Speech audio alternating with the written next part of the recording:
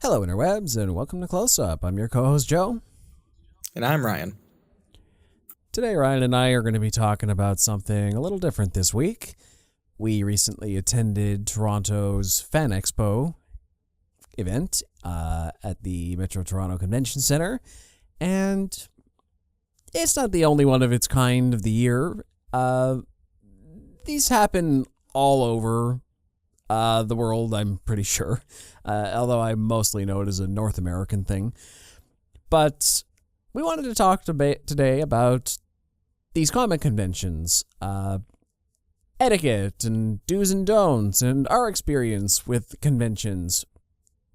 Likely for those of you who haven't gone before, but even for those of you who have, you might learn a few things from our experience, which you can put into play next time you go. And because these things run so frequently, who knows, maybe you're going to a con very soon. And we hope you are, because they're fun. Anyway, on to our medium shot now.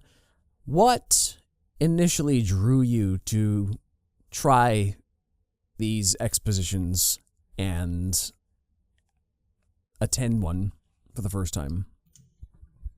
Well, growing up on the internet, there was a small little YouTuber called Kasim G, and he used to do a lot of interviews at Comic-Con, especially the San Diego Comic-Con. And being a secret nerd as a child, I thought it was really cool that a lot of people went to these conventions dressed up as their favorite characters and basically just had a fantastic time. And then one year I was like, you know what, I'm going to do it. There's one here in Toronto, few times each year. I'm going to just do something simple. I'm going to walk around and be a nerd and be proud of it. Take some pictures with celebs. And that just kind of stuck. And now it's become almost a yearly thing. This Fan Expo is my third time in a row, pretty sure. Fourth convention overall. So fairly new to the game, to the cosplay game, to the just even attending a convention. But yeah, that's basically how it started for me. Let's see. Actually, I think this one might be your fourth. Let me just double run that through in my mind there. Yeah, I do believe it's your fourth with actually. Because there was the first year... 3 Fan Expos and 1 Comic-Con. And Comic-Con. Yeah. So, yeah, for me, Comic-Con was always this elusive thing I heard about growing up, specifically the San Diego one. Insert that meme of Homer Simpson. Nerd! That's basically what I thought of them. Which isn't saying much because I was one of the nerds, too, who just never went to them. I was just jealous, that's all. They always looked very interesting to me, but I always kind of imagined them as something different than they ended up being. I think I had my views mostly colored by San Diego Comic-Con coverage, which over the years grew from being a relatively small and mostly nerd-focused event to being this mainstream media coverage thing where all the biggest announcements about my favorite movie and TV franchises were made. Hearing the news out of Hall H every year was one of the biggest events of the year for me as a nerd. I'd be glued to the internet and, refresh all the pages and, what's coming up next about the latest Marvel movie? Gotta know. Is there a trailer leaked? Is there a trailer? I mean, I didn't like to watch the leaked stuff because I'm a square, but that was how I associated these things, mostly.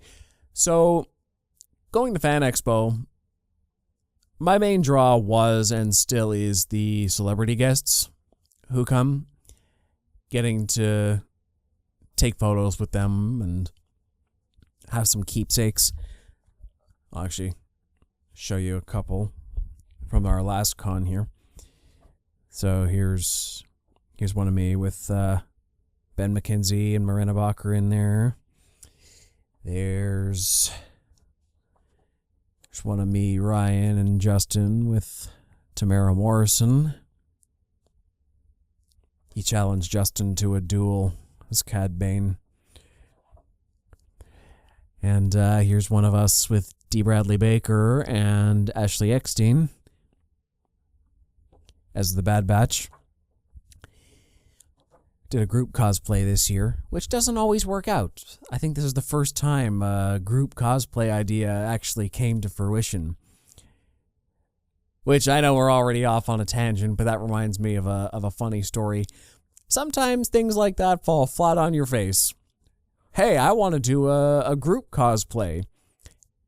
And there was one year where it was me and Justin and another friend of ours, and we all decided, we're going to do 3 different versions of Freddie Mercury.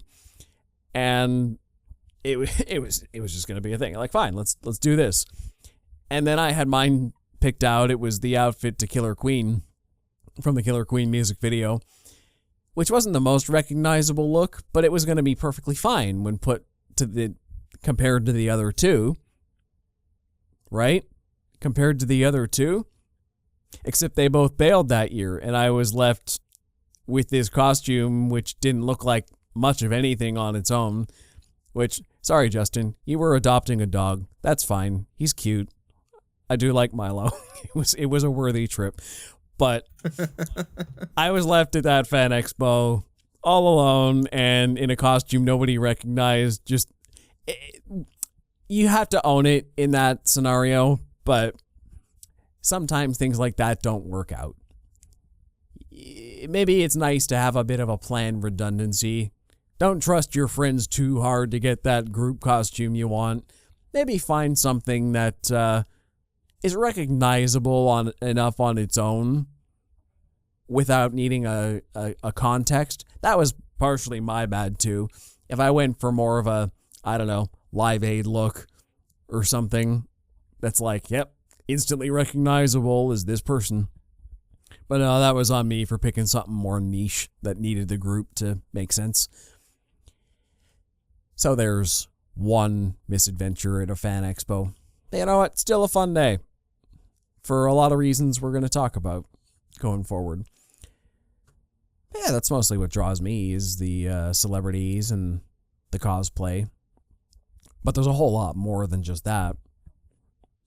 Yeah. I agree. I just even have an idea to dress up and then being able to showcase it, but then also seeing the celebrities you want to see, that is really the fun of it. I mean, the whole reason we went to that one Comic-Con was because Andy Serkis came to town. Mm-hmm. And we just did like a quick little throw together stuff. But yeah, that was fun, and it is nice to walk around the 2 different buildings just to see the different types of stuff that you could buy or little dickies and all that. That's where I got this cup this year because I have to leave with something, and I've needed one for the past couple of years. It's a good cup. It's really big. It was the smallest one that was, I guess, tall enough to be like a regular cup. But yeah, I think that's what draws me is just seeing everybody dress up and taking pictures with a bunch of people. I think this year, which was the first time I've done like a full built of a cosplay, was of Captain Rex. Frankly, you were the best looking one this year. You stole the convention this year. You got like over a dozen people asked to take your picture yesterday. Yeah, it was a lot more than yeah. That's the photo that Joe took, and it's the only good photo I have because after this, everything was falling apart. I guess that's one tip I'll give to convention people. Bring tape. Bring extra tape. Bring extra glue if you can. Just bring a whole bunch of stuff because it's not going to hold together. Look, okay. Even as tight as you want to make it.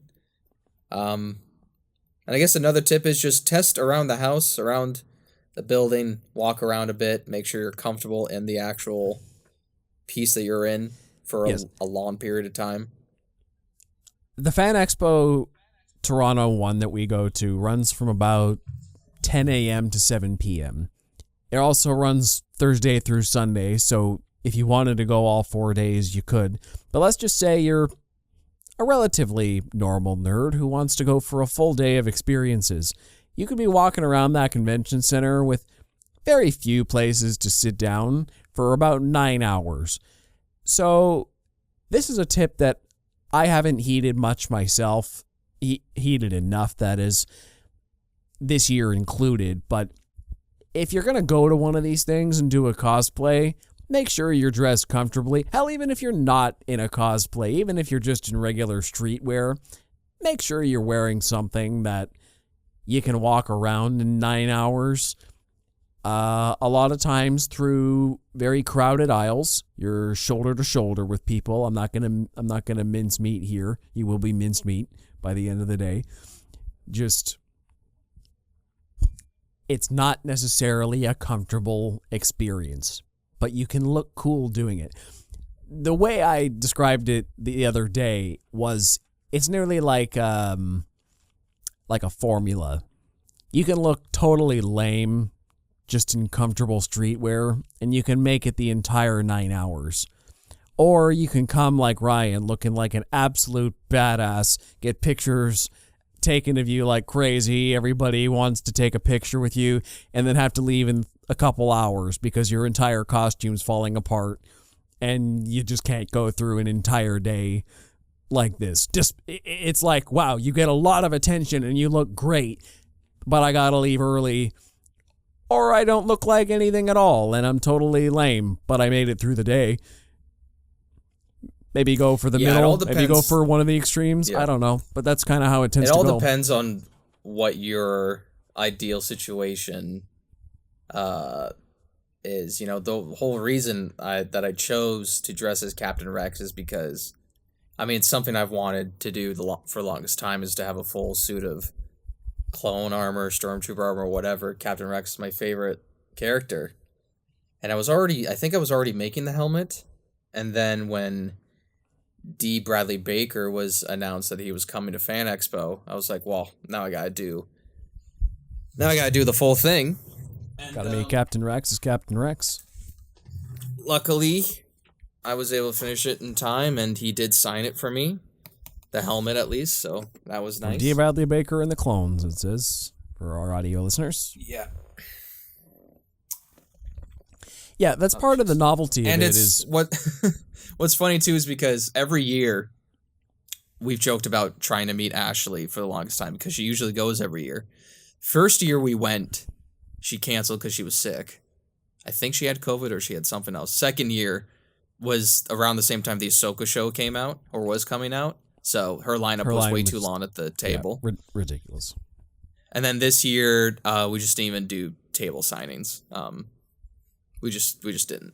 I snuck one in with D. Bradley for the autograph, but missed the Ashley one. Like, she was doing one earlier in the day, but after the photo op, she wasn't doing any more. So this was the Sunday, so she's been doing them all weekend. So she'll probably be back again. She comes almost every year, so we'll probably get another chance to do a table signing. And Ashley, if you're hearing this, which you're probably not, but you're awesome. Anyway. Yeah, great energy. Even when, after we took our photo with her, and later she was getting brought out by security. She walked right by us, yeah. She walked right by us and waved again. Very high energy and friendly, and seems very like a very nice person. So did D. Bradley. He had Which is another energy tip in the photo. Another good tip. Have good energy. And I will admit, I was pretty bummed the entire time I was in that suit. But I tried my best to be as, positive as I could be. But I think the frustration took over quite a bit with how everything was. And I will admit, it was because of my poor planning and just overall, what's the word I'm looking for? Oh, geez. Procrastinating. And I had worked on this cosplay for about 3 months. I think I started back in May with printing all the parts. That was challenging. And then sanding and painting and, priming, and then sanding and priming. That took a while. And I don't think I finished painting until 2 or 3 weeks before the con, and then I started put everything together, and that was a challenge, and then just didn't give myself enough time to really finalize it. So it was kind of in a bit of a rush. And I bet if I had more time and if I had more material in terms of actually locking in some of the parts, then I probably could have stayed for longer, but I don't really know if I would have wanted to. The happiest I saw you yesterday was when you admitted defeat and started disassembling the costume. Yeah. Yeah. Your vibe completely changed for the happier. As soon as I took off the cat, that was the hardest part, was the calves. It's because I'm an idiot and I didn't have them be anchored to my thigh at all. I just let them rest on my ankles, which was the dumbest thing I could have done, because it just drove into my ankles the entire time I was there. And by the time I took them off, I could move freely. I could walk properly. It looked really funny. I hope someone caught a picture. I don't know if anyone did in our group, but someone caught a picture of me walking around with a cardboard box that I borrowed from the convention with a quarter of my armor in it because I didn't want to wear it anymore. Justin made a great joke about... I really liked his analogy when he first saw you, that despite being dressed as Captain Rex, you were moving around like C-3PO all day. Yep, that was a challenge. Get that visual in your mind. That's how Ryan had to move around. He was very slow moving. I think the main problem was that it started to break very easily when I first got in the Uber. Like the belt was all fucked up, and again, I didn't secure it down properly, so that's also it as well. Things were breaking, falling off left, right, and center. The Velcro wasn't sticking. Not the actual Velcro part, but the sticky part to the pieces. So it's a lot of trial and error, and you just got to give yourself more time. And if you don't have time, just try. Try to put some forth on into it. But I got a couple good photos and got it done, and that's all that matters. Where is it now? Is it disassembled in a corner and it's not going to get fixed for another few months? Probably. I probably won't put it on for a while. So mine was definitely falling apart by the time I got home. I could see the hot glue areas starting to crack. Certain things were this close to splitting right apart. There were some pieces I had to take off before the convention was over, but it mostly held through the day, and if I ever need it again, I can make repairs. But I'd like to talk a little bit more about cosplay in general and just give you a few more tips about that. So on the pre-convention side of cosplay, be prepared to spend a lot of money and a lot of time if you're a bit of a perfectionist. I mean, mind you, you can just buy a branded t-shirt and call it a day if you want to, I don't know, Superman cosplay. Buy a t-shirt with the logo on it, and yep, that's your representation, and that's perfectly A-okay. That's a little more effort than a lot of people will be doing. I'll say that. Yeah. But there's different levels of cosplay for sure. There's like professional cosplayers at these things. Maybe you could be one of them if you play your cards right. But we're at the amateur level for sure, still figuring things out. Our costumes get a little bit more intricate every year. The very first year I went as Superman, and that costume was a good lesson in, okay, so I mostly had a morph suit base, and then I needed to I found a pair of white women's underwear that I tie-dyed red to get that kind of uniform look, and I made a yellow belt I had to dye as well. Bought some red boots online, found fabric in the store which I cut into cape length and made a logo out of and hot glued it onto the suit. My one friend Jess and she helped make that one with me, and a Flash costume for Justin as well. She was better at sewing, so she hemmed the suit when we cut off the head of the morph suit and made a neckline. And so that one was a lot of experience for a little bit of sewing, a little bit of hot gluing, figuring out the right fabrics and cutting. And and whatnot, but the suit was form-fitting to my body, right? So not much to do there, really. Other years I did Spock, which was pretty easy. I basically just needed a shirt, kind of move my hair into a bowl cut and get some Spock ears. Trying to think of some other ones I've done over the years. But I'll say one of the most challenging one I've done to date was that Hunter cosplay that I just showed to the screen there. Because that one required a lot of forward thinking and a ridiculous amount of time over the last couple months. I'd never tried a suit of armor before, so I needed to do... We went with different routes with this. Ryan 3D printed a full set of plastic armor, and I went with the EVA foam route. So that not only required... So we started with a template for mine, which... The problem with the template was that it wasn't custom measured, but we tried to do it anyway. So it was a lot of trial and error getting the pieces assembled, and even then it was a one-size-fits-all thing. So my breastplate is way too big for me, if you take a look at the photos. There are some pieces that I had tailored to myself later on, once I finally figured out kind of how to do that.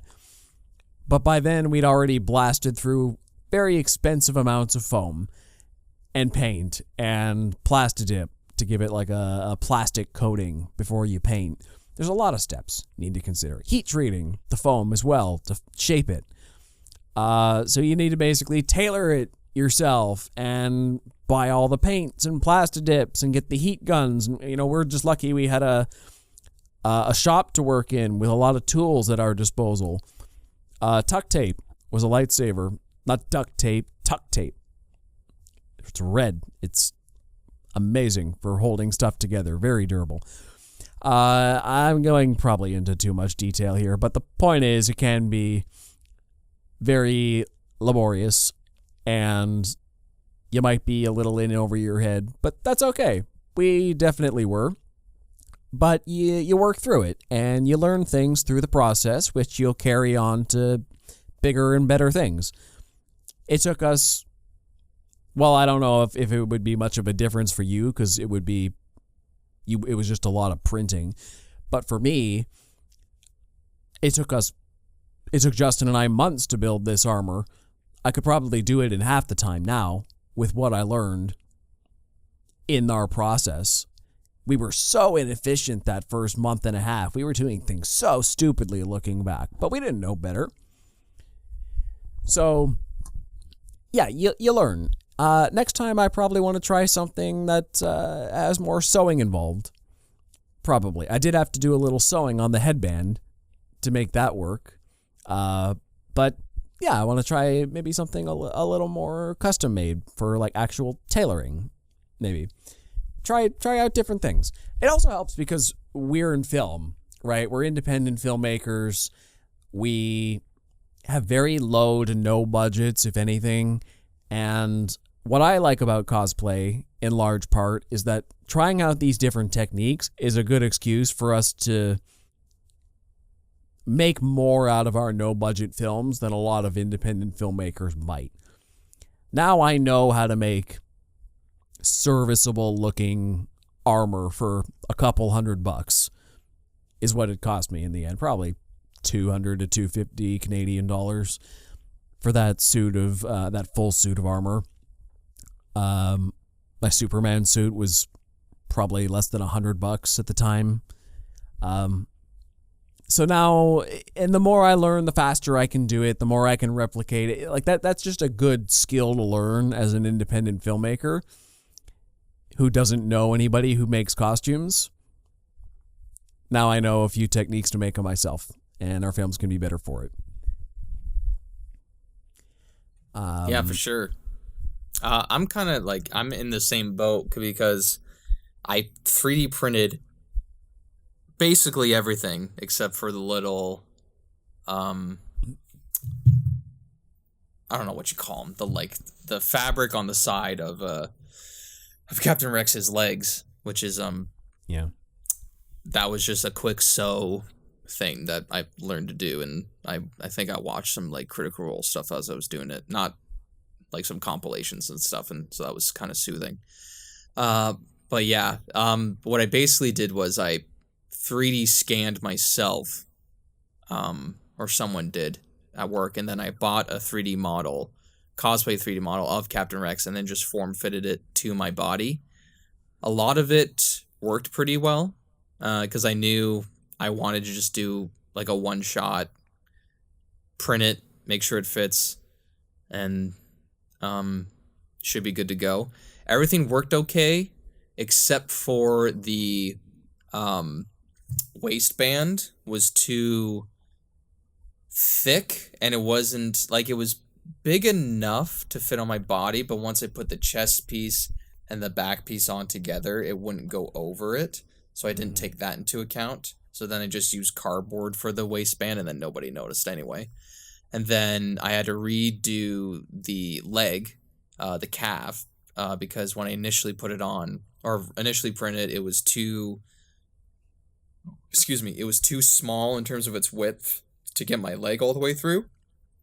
And I tried using a heat gun and making it bigger, and it just wasn't working. So that was the only 2 errors that I really made, which I was fine with. I knew there would be printing errors. But yeah, just overall, in terms of, I know where my limit is now in terms of walking around in a full plastic suit. And I bet if I had put it together more properly, I would have been fine walking around a bit more. But just, yeah, even you can't sit down in it. You can't sit down in Clone Trooper stuff because of the cod piece and the butt plate. You just physically can't. And then that's tough. And I'm a sitter, so I would have to take the belt off in the Uber. I had to take the chest and back piece off, the cod piece as well. And it's not fun. So I think I would like to do more fabric stuff and more tailored stuff as well. I mean, that seems to be a lot of fun. And but it is nice. I don't think I'll stop like 3D printing at all, because it is a fun hobby of mine, and I have a bigger printer now, so I can do helmets in one shot, and there's tons of characters out there where you can just do the helmet or even like a little bit of a chest piece. A perfect example is your Red Hood cosplay from last year. It was mostly fabric based. You found a sweater, a leather jacket, sweet, and then you 3D printed yourself a helmet and a logo stick on your chest. Great. That held you all day. It was pretty comfortable, and it was like this personalized helmet that I remember there was another Red Hood there, and she looked so jealous of you because your costume was so much more well put together.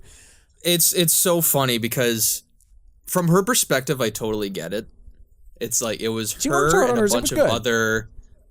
It was her and a bunch of other girls. So they did like a Batgirl. Yeah, it was like the female version of the Justice League, and they all looked fantastic. And then here comes this dude, like who wearing a full on Red Hood helmet, and all of her friends.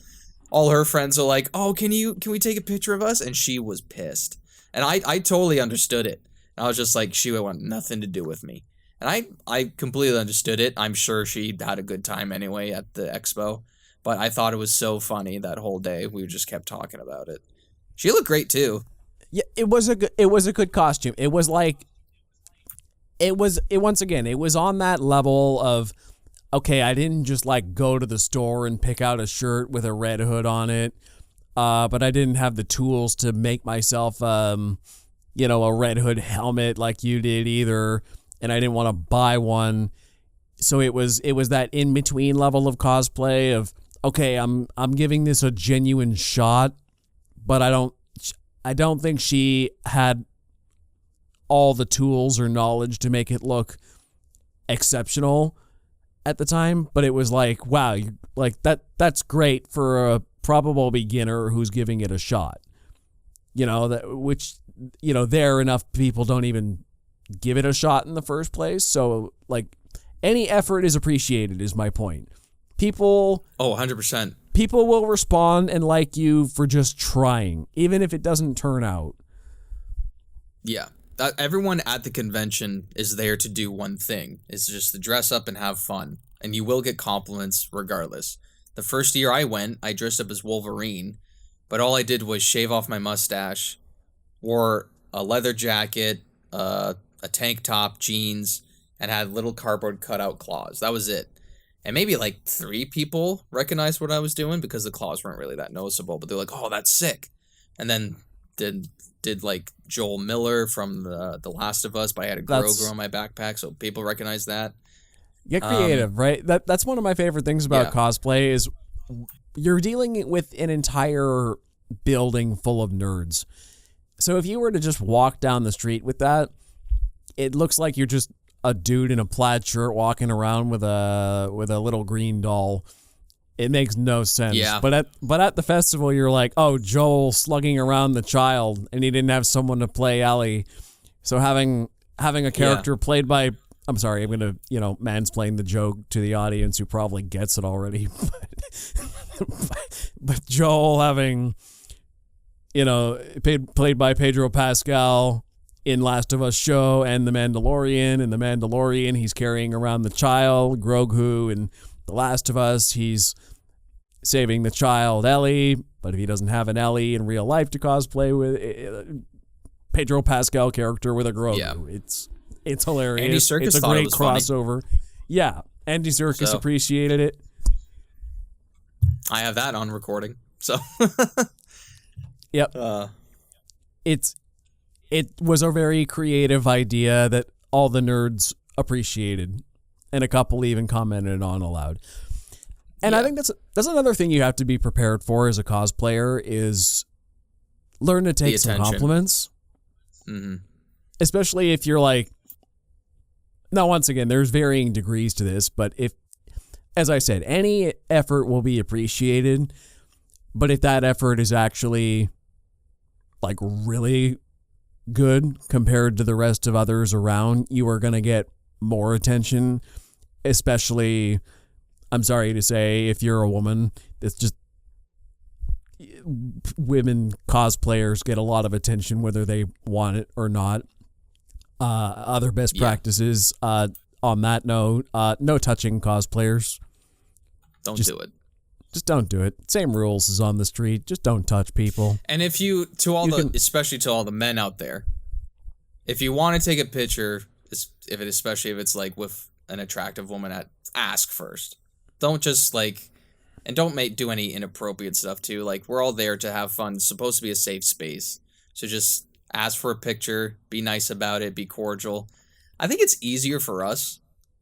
And not just because of men accepting stuff, but also Canadian. So everybody there is friendly with each other and is trying to be cordial. We're all there but it's a safe space. We're trying to keep it safe. Don't be a creepy guy. Maybe it could also be because we're men that we feel a little differently about photos. Women get approached for photos. They may or may not think, oh, that's fine. Sure, that sounds fun. But as men, we're like, someone's giving us positive attention? Sure. Yeah. I'm not used to this out on the street. I'm being recognized for something I put a lot of effort into, and there's no ulterior motive. They just think I'm cool. With women, there might be an ulterior motive or more creepiness. I mean, not to say men don't experience that, but it's not on my mind or radar whatsoever when someone's asking to take a picture with me. I just think, cool, they like the costume and they appreciate the work I put into this, and sure, I don't get to keep the picture after. They're not sending it to me. This is just for their personal files to look. I'm like, whatever. Cool. I just like being recognized, and I won't say no. And they'll even thank you for. Go ahead. Yeah, they'll even thank you for getting pictures with them after the fact, and makes you feel like a minor celebrity. The other day, you got, I don't know, maybe 15 people who asked to take pictures with you, and I was in maybe way more. I'm not gonna lie to you. Probably more. It was when you guys were gone. Yeah.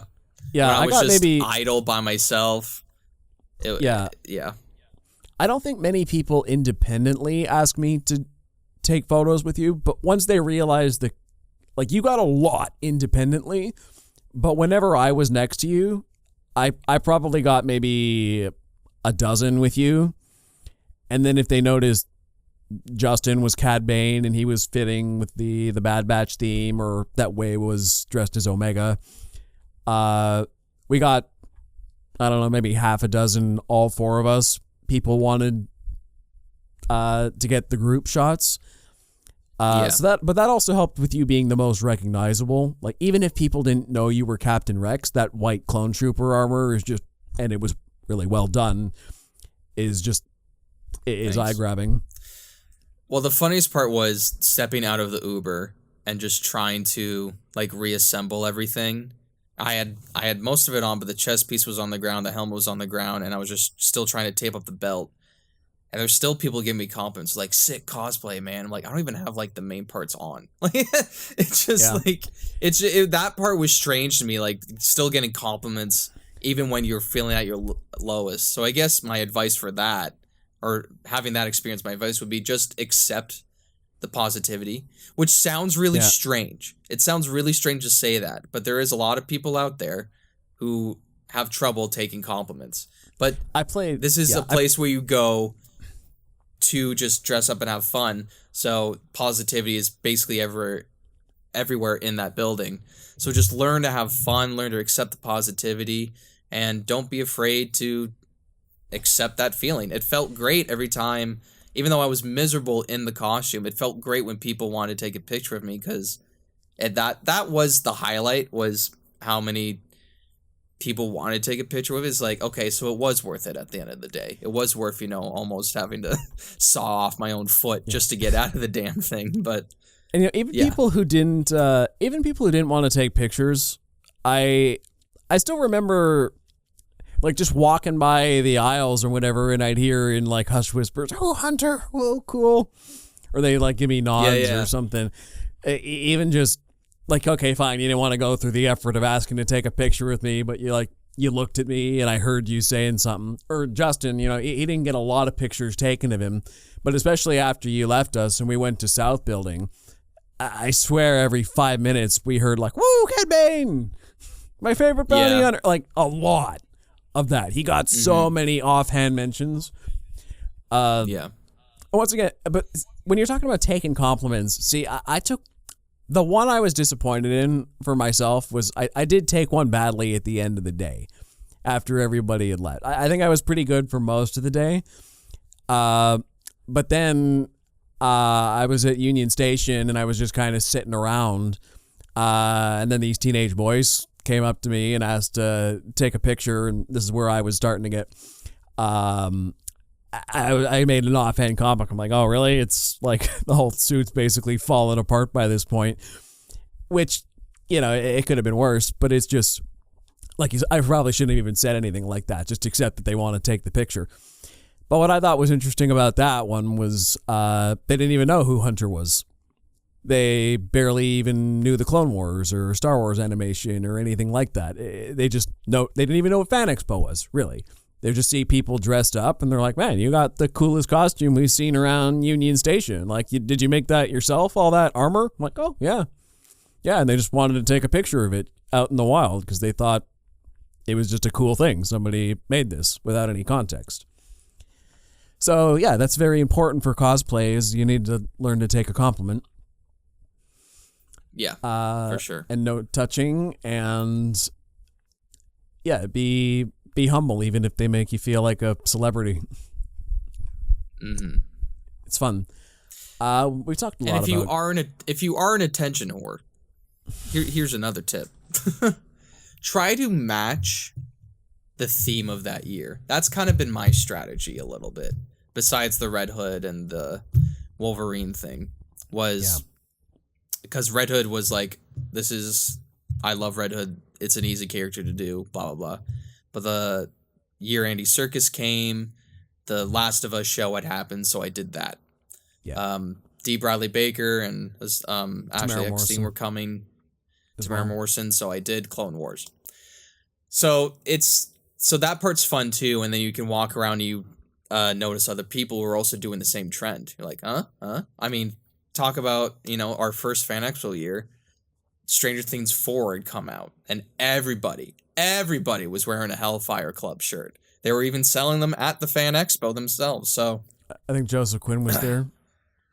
He was there. He had his own cut-off section for table reads. Like, you couldn't see him even upstairs where you can usually peek down a little bit. You couldn't see him. He was tabled off. That's how popular he was that year. he had like a quarter of a floor to himself. Yeah, he had a huge section. It was kind of the same as Hayden Christensen, where they make you like walk around the entirety of the building. Where That his one was own like extreme, photo though. op and table was insane. It took That us was about- a 2-hour wait. I think it was nearly 3. I wanted to die. It was 2 to 3 hours. We had to wait to see Hayden Christensen past the time showed on our tickets. That's how those can go sometimes. Mind you, okay, look, I don't want to give That was all a these Saturday too. It was a Saturday. I don't want to give all these horror stories to make you think, oh, wow, if I want to see a big celebrity, I got to wait 3 hours. No. Look, I'll tell you the way most of it goes. And maybe you'll be disappointed in this, but I'm going to set your expectations.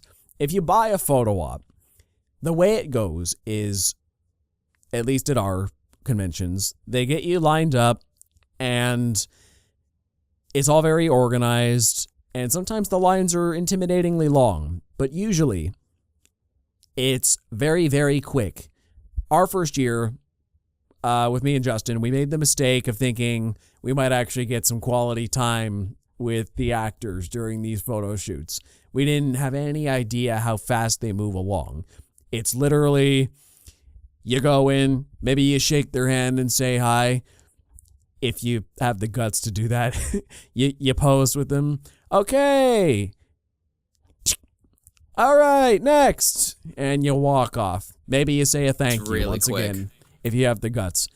1 or 2 times I've had to go back and get a retake because my glasses flashed or something stupid. But that is something they're good at, is if they notice a flare in the glasses, they're like, you got to go back because your picture looks like shit. So they will tell you that. But even very long lines, they get through usually within 10 minutes, I'd say. It's just very rare cases like Hayden Christensen where there's enough people there that want to take up a whole damn floor that it takes hours. Most of the time you're in for 10 minutes. Like I said, my very first one was William Shatner. We also saw Michael J. Fox and Christopher Lloyd that year as well. And the lines were long, but it didn't take long to get through. But no quality time with the actors. For that, if you're a celebrity fan, the way to do that is to go to the tables, because usually they'll have tables lined up along the walls where the celebrities, if they're not in the middle of photo ops, which are scheduled, they will be at their table doing autographs, which, okay, this isn't a be-all and end-all for everybody, but best practices is if you're going to a table, buy something. You can get table photos a lot of times taken on your phone by staff members, which personally nowadays I'm liking better than the more professional photo ops because I actually get to talk to the celebrity. It is more personal. It's on my phone. It's not as professionally taken, sure, but the experience tends to be better, and usually it's a little cheaper than the professional photo ops. So I do recommend that as if you're going to get photos with people. You buy the autographs there as well. They're a pretty penny, but, you know, nothing's cheap there, let's be honest.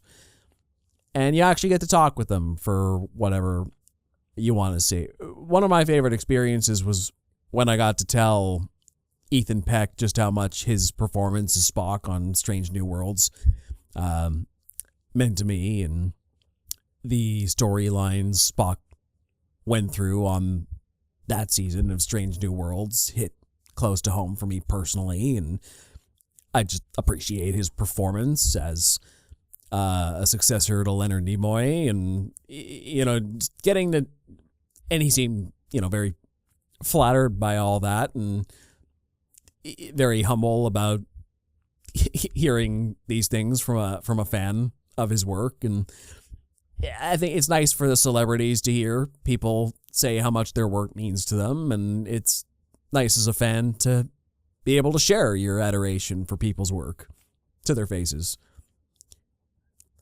Mind you, not every... yeah.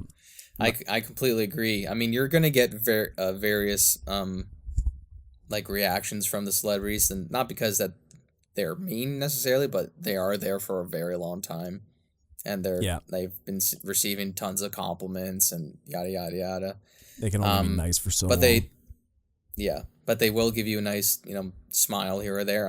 One of my favorites for all of us was seeing James Arnold Taylor, and he went through basically his like popular voices with all of us who voiced Obi-Wan in the micro series and in the Clone Wars. Getting D. Bradley Baker to sign my helmet was fun because he also voiced Appa, and I told him that I loved that little fluff ball too, and then he did the Appa noise, which was really cool. Didn't tell him I barely heard it because it was so loud in the building, but it was cool that he tried it. Although I would recommend my personal favorite. I got to jump in just for 1 sec. I will say, to be clear, Raiden did not ask him to say the line, and I wouldn't recommend making celebrities say their famous lines or anything. You can pay for quotes. It's like it's on their list, but don't be like, hey, can you say this? Because it's probably been like said a billion times. But if it's part of their price list, then I think maybe they'll do it. Just have a normal conversation with them. Anyway, just needed to jump in with that caveat you were saying. Yeah, but my personal favorite is the one I saw for the first year, and that was Troy Baker, who's a very famous voice actor. And it was really funny, and I'm going to toot my own horn here because everybody was coming up to him to talk to him about Joel and how he voiced Joel in The Last of Us and The Last of Us Part 2.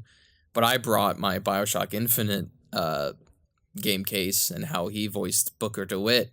And as soon as he saw it, he had a huge smile on his face. I told him he was my favorite voice actor, and I wanted to get into voice acting because of him. And we had a very genuine conversation and took a picture of him, gave me a fist bump because it was still kind of COVID.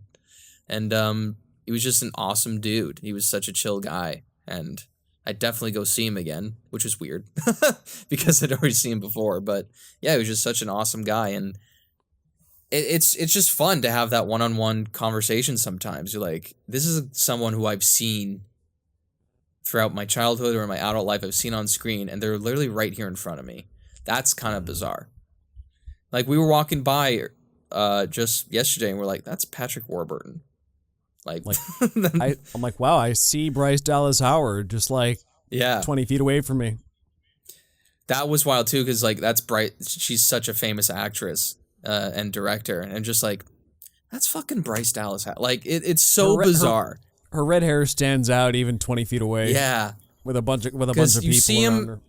You see him from a distance, so it's still uncanny, but you're just like, wow, we're in the same room. That's how I felt when we all went, and then the four hobbits went as well. And you saw Elijah Wood from a distance. You're like, that's fucking Elijah Wood. It's bizarre. It's just your brain just shuts off when you run into celebrities just not on their screen. It's the craziest thing. That also reminds me. You were saying earlier about not just taking random photos of people without their permission. The employees at these things get really pissed off if you try to take photos of the celebrities from a distance. Yeah. You can snag them if you're being real sneaky, but to be fair, that is their job. Yeah. I mean, look, if you're to argue the other side, people are paying good money to get these photos and autographs and conversations with the celebrities, which you're kind of cheating the whole system, just getting a paparazzi sort of photo of them, even if you're not in it, which isn't really fair. You can do it if you're being sneaky, but it's not in the spirit of the place, and you'll probably get in some crap for it. Just a fair warning. Yeah.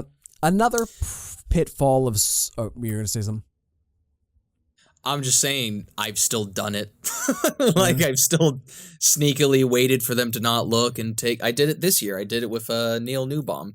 Sent it to... picture to my friend Heather. Shout out Heather. Yeah. He's the voice of Astarion from Baldur's Gate 3, he's got his own renaissance right now. Which is really funny because I'm happy for him, but I'm I'm afraid that he is only going to be known for that role and typecast as that role, and then they're just going to use him for a bunch of Astarion stuff, which, that's marketing for him, but he's loving it so far, so. Good-looking guy, which is pretty funny.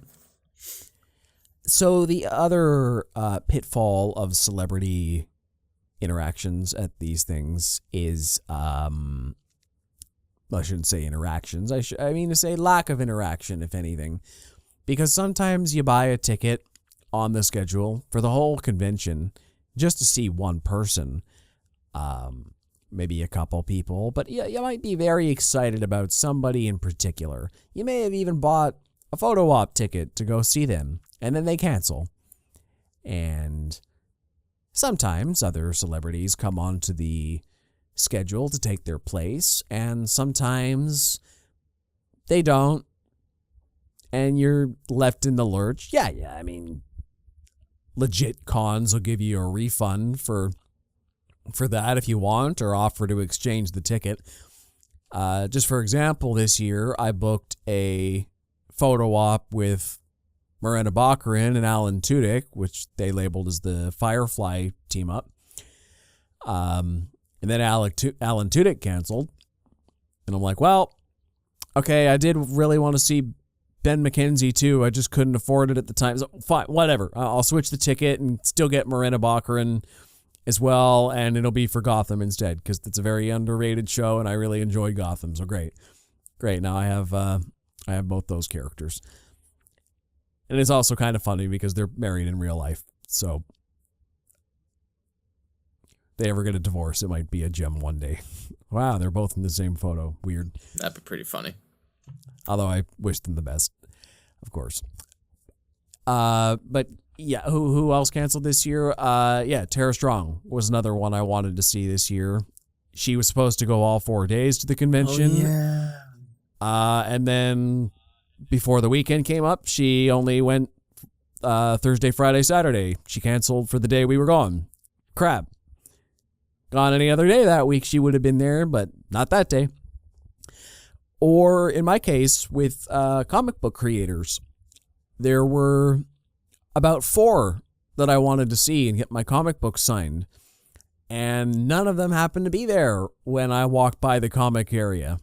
So I got no comic book signings this year, unfortunately. I didn't even see their name. I saw one of them, Scott Snyder. I saw his name up, like he had a setup. And then I looked at the sign there, and it's like, oh, he's not here on Sunday. I'm like, what the crap is this? The website said he was going to be here all 4 days. Oh, man. So sometimes stuff happens like that, and that was very disappointing, but whatever. Yeah. I still got most of a convention experience. I just didn't get that aspect I wanted. Also, another dark side of celebrity things, and I'll get real. It's kind of a weird, selfish thing, but I guess that's sort of anything with fans and celebrities. My rule of thumb is get the oldest people on the list, because you never know how long they're going to be around. I believe Stan Lee came to Fan Expo around 2016, I think it was. I think guys like Adam West came as well. I didn't go to Fan Expo those years. My first one was a couple years later, but I kick myself now. I'm like, well, why? That was my last chance to ever see those guys in person, and I blew it. And I think there were some cons I went to where Kevin Conroy was in the building, and I just didn't go see him, because at that time I'm like, well, there were other people I wanted to see. I think it may have even been my first year. I'm like, well, I'm going to go see Michael J. Fox and Christopher Lloyd and and William Shatner. Like, I'm going to go see those guys, even though Kevin Conroy's in the building. Wow, that'd be cool. Oh, and then he dies tragically young, and I was in the building with him, and I missed my chance. Damn it. Yeah, that the happens. Kevin Conroy one hit me hard, because I was going to go see him for that was the first first Fan Expo I ever went to, and then he canceled that year, and then he passed away a few months later. So that hit me hard. Not that Yeah, young I'm people still not can't over die that. too. I mean, like any tragedy can happen at any time, but like I say, my personal rule of thumb is the older they are, the worse your chances are of ever seeing them again. So if you're a fan of somebody older, even if like they're just middle-aged, even if you're like fans of people in their 20s there, and there's like one guy in his 50s, get the guy in his 50s while you can. You never know. Yeah. It's dark, but it's true. Yeah, that's one of those like best practices that's probably not talked about very often, but I don't care. I'm going to mention it because I Yeah. think it's important if you don't want to miss a good chance. Let's see. They also, another big draw for these Comic-Cons are the panels that they do, which, you know, Fan Expo isn't Hall H. They're not announcing ridiculous things that all of the internet's going to go crazy over, as if there's much that does that anymore. But just for example, this Fan Expo, we got to see a panel with some of the what was it? It was the It was the the creative director and the writer for Star Wars Outlaws that's coming out in a couple weeks of time of recording. Or yes, this week. that's what they were. I'm like, I forget their official titles, but yeah, they were prominent members of the Ubisoft Toronto team who developed Star Wars Outlaws, the upcoming Star Wars game, and they talked a bit about the development process for the game, gave some behind-the-scenes tidbits of information about video game writing and development, if, you know, for anyone who may be interested in getting into video game writing. I didn't stay for the whole panel because I had a photo op to get off to, but gave me some things to think about that I never pondered for the video game industry. So they can be enlightening that way. I don't know if that panel had it, but a lot of panels also have Q&As, which is nice. Yeah, I think one year, I think it might have been the Comic-Con we went to, we sat at a panel for a guy who was doing like crafting, like and how we got into that, like prop making and Yes, and all that. yeah, That was fun. That was a fun he insight developed- into the industry. I'm trying to remember what he worked. I remember he did props for Rings of Power, was the big one at the time. That was kind of the biggest show he'd been on. I think he did props for James Cameron's Avatar movies as well, if I recall. So Yes, I think so. he'd been on some major productions, and that was another enlightening experience. Oh, a guy who works in prop development. Sure. There was also the Andy Serkis Q&A you and I went to as well. That one was kind of cool. That was good. I remember seeing some very intriguing Q&As. You walked right by us before we went in. That was wild. Yeah. Flanked by Snoke's Royal Guards. It was great. Two of my favorite Q&As I saw in one year were Christopher Eccleston and Ray Fisher.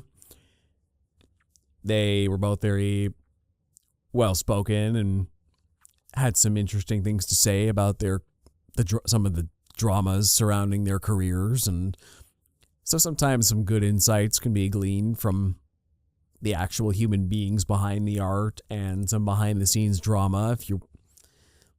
Once again, best practices, don't necessarily ask about things everybody knows already or they've heard a million times. But you can hear cool things if they want to keep talking. Like, wow, that wasn't exactly my question, but I kind of hoped you'd go there. You get to the meat of it. See the hint there.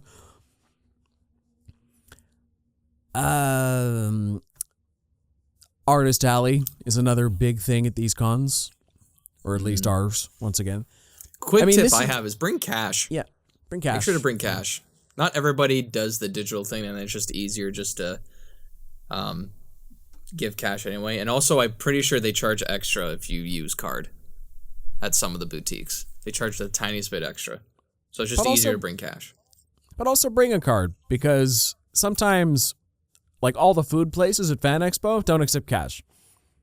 Which is stupid. I mean, bring everything, but make sure But- you bring a shit ton of cash.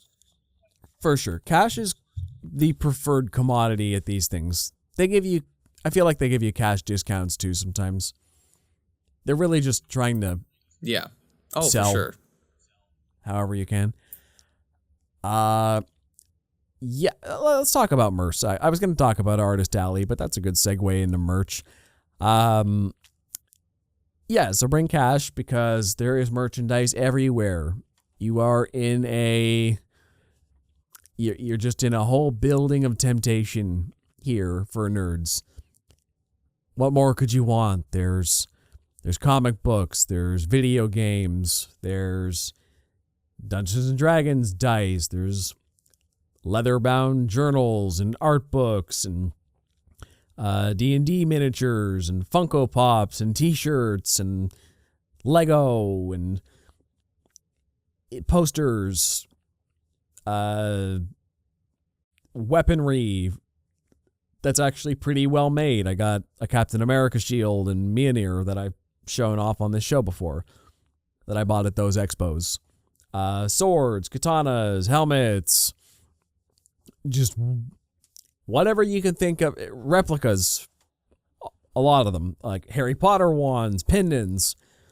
You name it is probably there. If it's a nerd thing, you can find a representation for it in a very cool form. Yes. Mm-hmm. Good luck going. And sometimes you'll find stuff you're not even looking for. Yes. Good luck going to an expo and spending less than a couple $100 at least on anything. I probably blew. Oh yeah, you'll want to save up on this when you go to these expos. Nothing's really cheap, but it's all well made, is what I'll say. Like everything is. Some could say a bit overpriced, but it's you're getting your money's worth out of it. Look, maybe this is just me, but between the tickets, the photo ops, and merchandise, I swear I'm $500 to $700 in the hole every time I go to Expo. It's a very I blow that much in basic, not all in one day, because I buy. I try to get the early bird tickets way months in advance. I buy the photo ops before I go there. So I'm not spending it all in one place. And then maybe a couple $100 on site for merch if there's anything I'm interested in. But it can get very pricey, for sure. But you also don't have to spend anything. Also remember that. At Fan Expo Toronto, the early bird price is like $45, maybe about $60 for a ticket, full price. And once you have that ticket, you only need to go for the day. No one's holding a gun to your head, making you buy merchandise or celebrity photo ops. You can just walk around, soak it all in, look at the cosplays, be a cosplayer, get your picture taken by anyone who adores what you did. Whatever, that's a part of it. Go to attend the panels. Those are free most of the time. Sometimes there's extra ticketing involved. Sometimes there's events and cool stuff you can see just walking around. Like I said, a lot of times you can just see the celebrities, even though they're off in the distance at a table. There's a lot you can get with just a general admission price. You'll only be, $500 to $700 in if you want a full experience, though. But you know what? Screw it. I only go once a year most years. So I make a full day of it. Yeah, for sure. And it's fun to spend your money sometimes. I mean, yeah. Also, I'm not even what's the point of money if you're not going to spend it? So I'm not even including the couple $100 it cost me in developing my costume cosplay. Oh, I'm so yeah. I'm probably over I'm hundreds of dollars in the hole in terms of my cosplay, just in terms of the material, the printer itself. I'm not even costing the printer itself. If I talked about the filament, the paint, the primer, the glue, the Velcro, nylon shot, all that, It's probably a few $100s. Is how much I paid altogether. I'm somewhere between 200 and 250, I gather, for my Bad Batch costume. That's what I figure. Yeah. Well, I used like 10, 11 to 12 rolls of filament, and each roll costs like 20-ish bucks. So, yeah. But yeah, merch, good stuff for the people who are interested. Like I said, I bought my Captain America shield for maybe, I don't know, 300, Mjolnir for about the same, and I don't really need much merch myself anymore. I'm not really the kind of guy who needs action figures or whatever. I'm more there for the photo ops, but I know merch is more your deal. You're more into that stuff. But, that's the thing about Expo that's great, is there's something there for everybody. Yeah. Let's see. There's also, you could speak to this more than I can, but in the South Building, there was a lot of interactive displays. Yes, I remember that from a couple of years ago. I think I remember last year, before Spider-Man 2 had come out, they had this whole display where I don't think you could play it early. I don't think you could, but they displayed the like the controller and the PS5 and how it looked with the covers on them, which I have here now, but it is sitting pretty, and I don't want to move anything. It showed a bit of gameplay, so that was fun. But I remember that they do a lot of interactive stuff. They do some game tutorials, I think, that come out. And I remember, I think 2 years ago when we went, Assassin's Creed Mirage, I think, was coming out, and they had a whole display of past Assassin's Creed stuff, and you could do a contest to win something, and I think I did something to win like a Connor statue, and that was free. You just had to sign up for something. Didn't get it, obviously, but yeah, that was fun, and it's fun to just see like the big displays or the big art pieces that some people make. I remember one year there was like a whole esports section. Like there was a whole esports thing going on, and you could sit and watch people play games. Yeah, there was an esports section this year as well. Yeah. There was a lot of VR stuff too. People trying out VR headsets, which is cool. So there's some interactive tech demos at these places too. You get to see some cutting edge nerd tech. Some of it's already on the market. Some of it's the future of things that they're trying to promote already. So that's fine. I don't really participate much in that myself, but I know you and Justin have. So then there's also Artist Alley, which personally that's really the genesis of these Comic-Cons, really. It was, as far as I'm aware, was nerds trading their buying and trading comics from each other in getting to talk about their shared fandoms and meet like-minded people. And Artist Alley is sort of the remnants of that. That's where you get comic creators from Marvel and DC and independent comics who talk about their work and sell their art and answer questions and give autographs. And there's also a whackload of independent comic creators and artists too, really, who make and sell their own art at booths. And I'm not really big on art myself, so I don't really appreciate all these independent artists as much as other people. I don't really see the appeal of buying art from these people I don't know, but if something good catches your eye, I don't begrudge anybody for appreciating something they want to own, right? That's just kind of how art is. I like it. I like the look of it. I want to own it. I just don't get that much myself. But yeah, my appeal mostly for the artist alley is getting autographs. I got Frank Miller's autograph on, I can't remember if I got him to sign Daredevil Born Again or The Man Without Fear, but I think he appreciated that too. Kind of like your Troy Baker story, because everyone else was getting him to sign Dark Knight Returns stuff.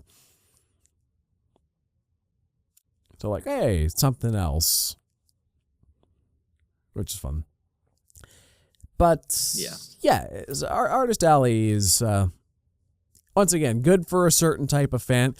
Look, the thing about this episode of Close Up here, I'm trying to cover all the Comic-Con experiences that we've experienced, but there's definitely a clear bias towards the things we're most interested in. You and I aren't really art guys or super into, I don't know, like we do the panels on occasion, but that's not like what we're there for. We're mostly there for cosplay and celebrities and merchandise. We can speak mostly to that stuff.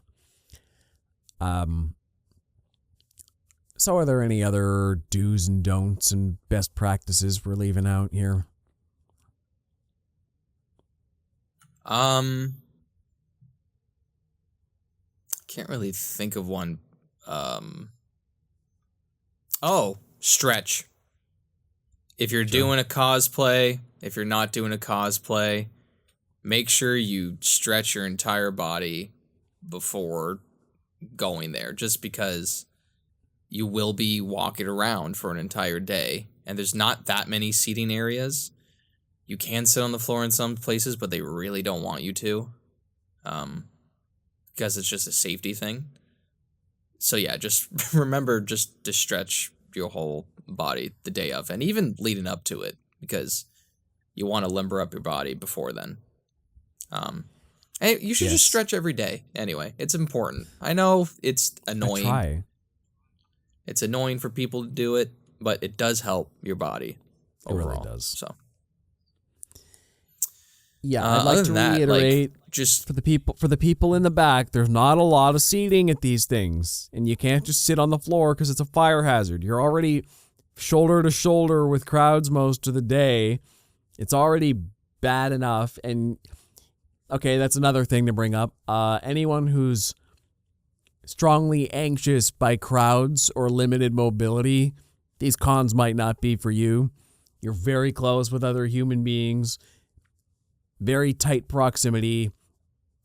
Navigating crowds is very stressful and not fast, and it's just not fun really getting from A to B, despite the destinations and scenery being cool along the way. And maybe not all cons are laid out this way. Maybe it's just Fan Expo, but it's very packed to the brim. And pro tip, don't bother going on Saturday. So yeah, Saturday's the most expensive. That's the expensive day. That's the day like everybody and everything is there. But that's also the day that all the crowds are there. It's a rookie mistake. Go on Friday, go on Sunday, don't go on a Saturday.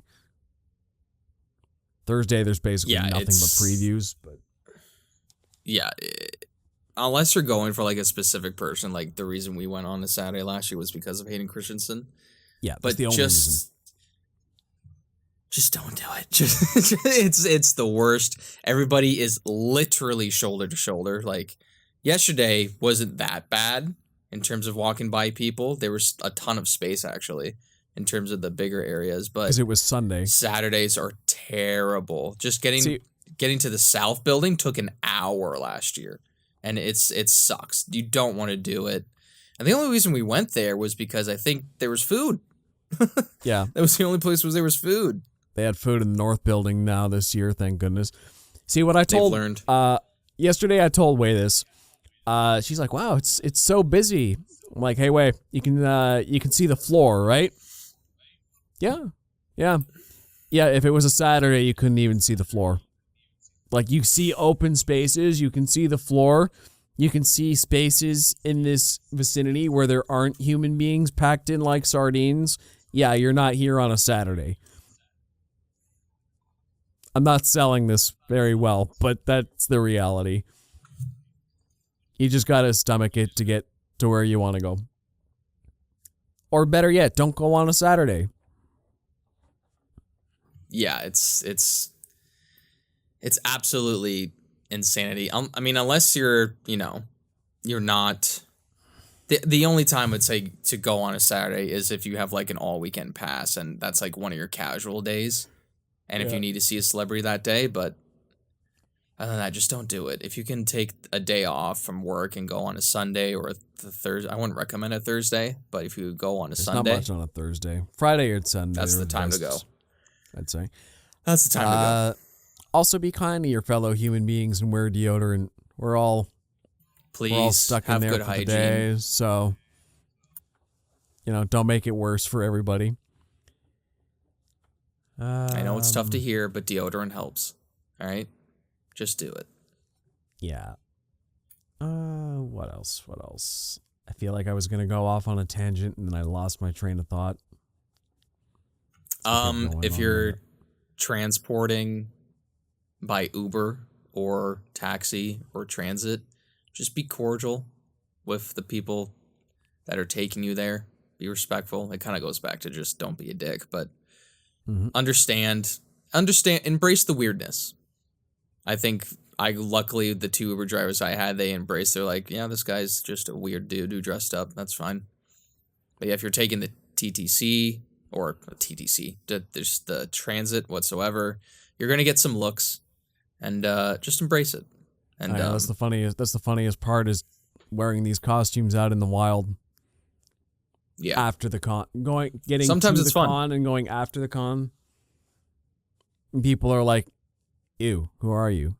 You can feel that. That's the funniest part is being a nerd who actually does the cosplay. When you're there, everyone's asking to take pictures of you. You feel like a celebrity. It's an ego boost. It's great. As soon as you leave the place, you're just a freak on the street. Yep. It's a very humbling whiplash of an experience. Like, wow, here everybody loves me. Out there, I'm just a weirdo.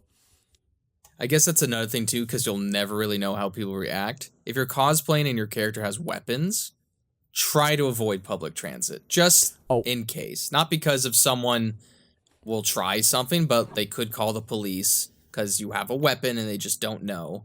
And there is a lot of, strange characters on transit as well. So either just try to avoid it or just, if you can, don't bring one. And that reminds me, they do prop checks and weapon checks at the expo. Yes. So try not to bring anything real. Yes, that is also important to note that if you have a prop, doesn't even necessarily need to be a weapon, but just like, I don't even if you have a bow staff or something or like a Captain America shield, they have to check it before you go in the door. And a lot of things they just simply won't let in. If it's made of metal, forget it pretty well. Yeah, no shot. I don't think they like wood either. Plastic and foam are usually okay. But so how that'll work is they basically just confiscate it and they keep it and give you a ticket and you have to pick it up at the end of the day. Now, my favorite experience with prop check, and this is another pro tip, which I don't know if you'll get away with. I don't guarantee you anything. But there was one year, my very first year, I bought the Captain America shield early on. Once again, rookie mistake. Came in a giant box. We're on a Saturday. We're shoulder-to-shoulder crowds. And I have to carry this giant, heavy box around for like 5 hours straight. It was miserable. It sucked. So then the next year, Justin had the brilliant idea. The other thing is I couldn't take it out either because it was a big metal shield and that would not have passed prop check if I were to have brought it in. That's the other thing. Just because you buy it there doesn't mean you can take it out of the box. You got to keep it in the box is the thing. So anyway. Yeah. The next year, Justin came up with the idea of, hey, if Prop Check would confiscate it anyway, what would they do if we left the convention hall and tried to give them this stuff to just hold on for us for the rest of the day? And despite having already gotten into the convention hall, that worked. They actually held it for us for the rest of the day, and we didn't have to lug around our merchandise. Not every Prop Check might be that accommodating. I don't know. But it worked for us that 1 year, and I haven't tried it since.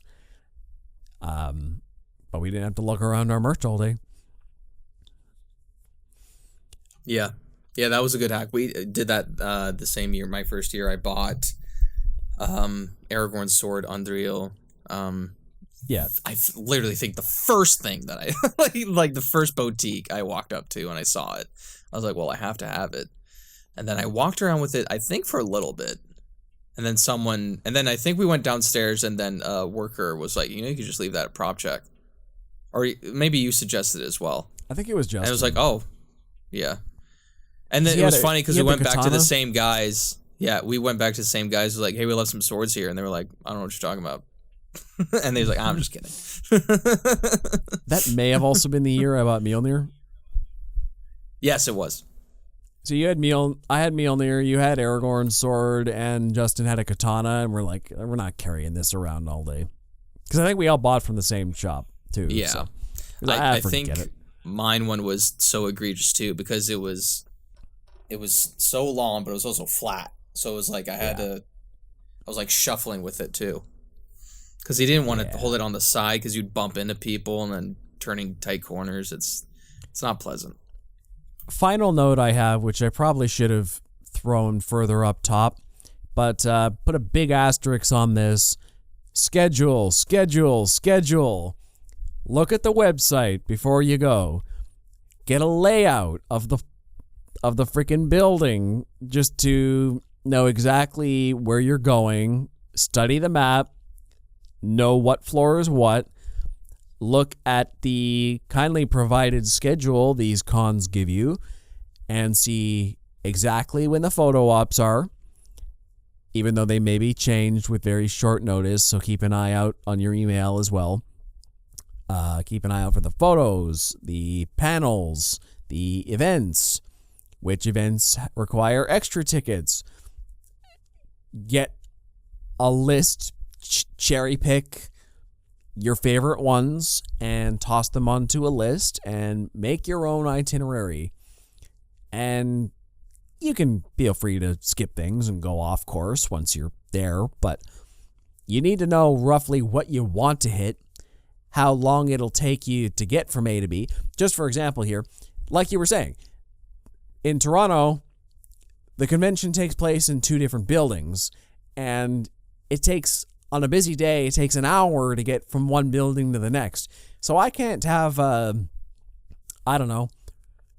o'clock photo op and then get to the south build. Like let's say I have a 1 o'clock photo op. It's 11:30. Yeah, that's a lot of time. So we head to south building. No, it's not. Oh crap. Now it's 12:30. It took us an hour to get there, and I haven't even grabbed lunch yet. Well, now that we're in the south building, I can't make it back in time. I physically can't. There's too many people in my way. So yeah, an hour and a half seems like a lot of time, but if it takes an hour to get from one building to the next, you're screwed. So that's very important to keep in mind. You need to know how long it takes to get from A to B, which some of that comes with experience, I'm sorry to say, but also know roughly how far away you are from things, and like keep basically a 2-hour window unless you know the layout. You need to know where you're going. So yeah, schedule. Form an itinerary, mostly stick to it. If there's multiple buildings for a convention, don't assume you're getting anywhere fast. Try to stay all in one building. Do what you want to do and then move away. That's what I do with my photo ops too. I try to schedule all my photo ops in a couple hour block. So then great. that's all done. Now I can get out of here. I don't have anything I'm waiting for in this building anymore. So I can leave. So that'll save you, is just thinking ahead. So that's mostly what I've got to say about conventions and fan expos and Comic-Cons and whatever like conventions that you wish to attend. Yeah. It's a lot of fun. Everybody should go at least once. Go be a nerd, or just go out, have a good time. It's a fun weekend just to even walk around and see all the different types of stuff. It's not even nerd stuff too. There is even some like sports boutiques as well. They do hockey cards or football cards or baseball cards. Of course, there's comics and all that. But yeah, it's a fun experience, and everyone should do it at least once in their life. Remember, and once you do it once, you'll go every year. Yeah. Remember, you're only a freak on the street. When you're in the building, you're with a whole thousands of people like you. You might even make some new friends. Exactly. You will find somebody there who's interested in what you're interested in. It might be a conversation starter. Hey, you're dressed up like this niche thing I like. I should talk to you. Mm-hmm. Yeah, very true. Alrighty. Well, a question. You can find me. Oh, I'm so sorry. I forgot. It might be Go fast. ahead. I forgot last one, so that's on me. But question of the week: who is your number one celebrity guest to meet at a convention? Oh, that I would like to meet? Yeah, Or either at a that I table have. or get a photo op with. Oh, God. You can also share who your favorite was you have met, but That's so tough. Don't do this to me. Wow. I mean, Kevin Conroy would have been great. Troy Baker was my favorite that I have seen. John Bernthal was probably pretty high on your list too. John but you saw Bernthal him was too. pretty good. He was the one I was talking about who was tired, but I get it. That was the Saturday as well. Damn. Okay, it would never work because it'd be too big of a star of an actor. But Mark Hamill, if he ever came to Fan Expo, that would be the guy. That would be the guy. Or Ewan McGregor. I think one of those two. One of those two. No, that'd be great. I guess that's for live action. In terms of, I'll do a fun voice acting one. If Dante Bosco ever came to Fan Expo, voice of Zuko and American Dragon Jake Long, I'd see him instantly. Yeah. I think for me, I'm gonna go with Patrick Stewart. Next Generation's my favorite show. Grew up on the X-Men movies, and he's gotten to a lot of Star Trek conventions over the years. He's kind of hitting a career resurgence lately, and he's like in his 80s, so I don't know if I'm ever gonna see him at Fan Expo. But it's partially on my bucket list because I'm a huge fan of his, and I've also gotten nearly half of the Next Generation cast now. I've seen it's late and I'm blanking on their names already, but Brent Spiner, LeVar Burton, Gates McFadden. So I've gotten 3 of the big ones already.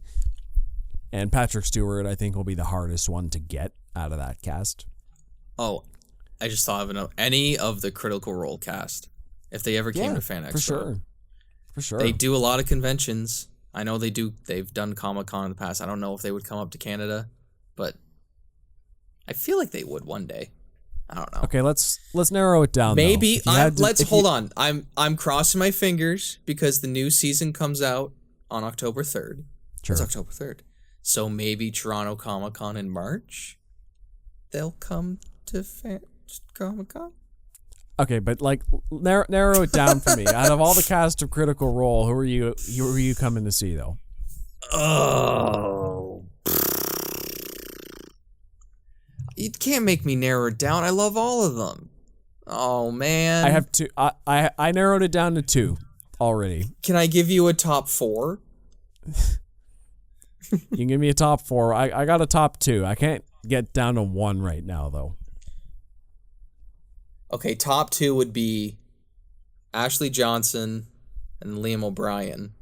And then next 2 would be Matt Mercer and Travis Willingham. Like, if either of those 4 came. Okay. I think. My top 2, I was going to say Matt Mercer because or Laura he's Bailey. That's so tough. How dare you make me choose? Matt Mercer's the architect of Critical Role. He's the main storyteller guy. You know, he's all the NPCs. He's a great. I respect his world building and his lore, and just his performances on the show. He's great. My second probably is Laura Bailey, because I feel like I adore her for Critical Role and her characters on that, but I also feel like out of all the voice actors in Critical Role, she's voiced the most things I've consumed in media.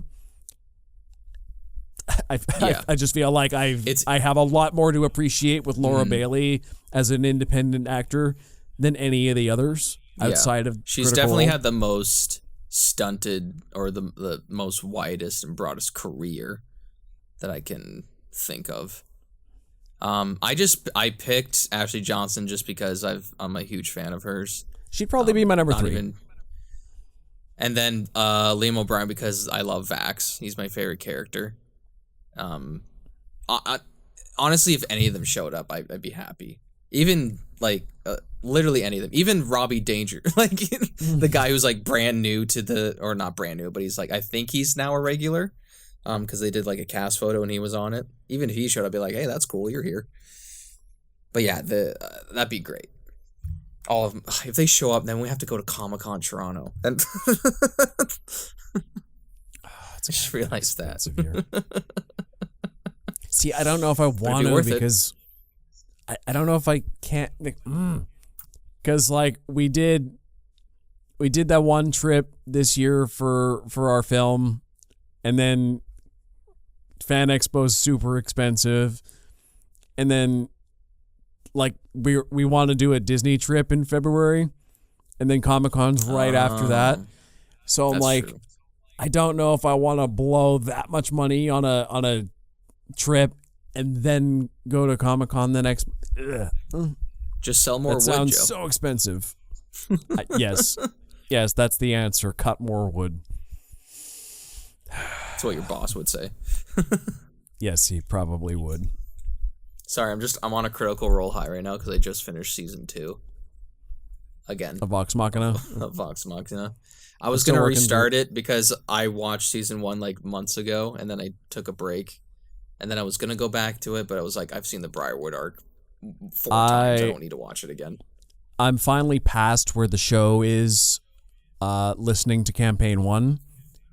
So the stuff I'm listening to now is basically going to be the stuff I'm listening to now is basically going to be where season 3 is adapting from. So for the first time, I can actually compare Vox Machina to the actual campaign. That'll be interesting. So I actually have some perspective on that now. Once the show is done, I don't know how far the show is going to go, but I'm so excited for season 3. But I don't know why I'm also nervous. Because it's the same team. Like I don't. Why am I nervous? Because we might House of the Dragon it. A few years off, your anticipation gets really high, and I know I don't believe it though, because it's the same team, the same writing team. Did you watch the little 1 minute video that they posted of the Mighty Nine? The one where Fjord met Jester. Yeah. Did you watch that? Yeah. Even that looked good. Yeah. I think they hired somebody who did the Justice League Critical Role show, I think, right? No, I think the guy who did it did Critical Role animations on the internet. He would take clips from the show and then make animations like that. And I remember he was even in the comments of that video, and a lot of other comments were like, "Oh, I've seen this exact style on YouTube before," and I'm like, "Oh yeah, I have too. I 100% have seen this I had to have seen this guy's videos before. Yeah, I think they hired. I'm sure he's him on the team. I think I heard. I think I saw in some not documentary, but behind the scenes thing that they hired the same guy who worked on like the Justice League show. Oh yeah. The cartoon show, and the new Batman stuff, just for like the designs. Like they went to him, because they've worked with him and they're like friends with him. Obviously, they're all part of the industry. This has now been a Critical Role talk. Yeah, we're very off the rails. We got to wrap up. If you weren't sick of us talking about Vox Machina and Critical Role, I don't care. Anyway, you can find me at Ryan Walker Official on YouTube, TikTok, and on Instagram. And you can find me on Instagram, TikTok, and Facebook at ThoughtPlay Media. Also, check out the Close Up with Ryan and Joe Facebook page for latest updates on the show. If you listen to us in audio, check out our YouTube channel. And if you're on YouTube, find us anywhere you get your favorite podcasts. We hope to see you 2 weeks from now on the next Close Up with Ryan and Joe, where I hopefully have a new boom arm, a sexy new boom pole for my microphone. Wish me luck on that. Till next time. Take care.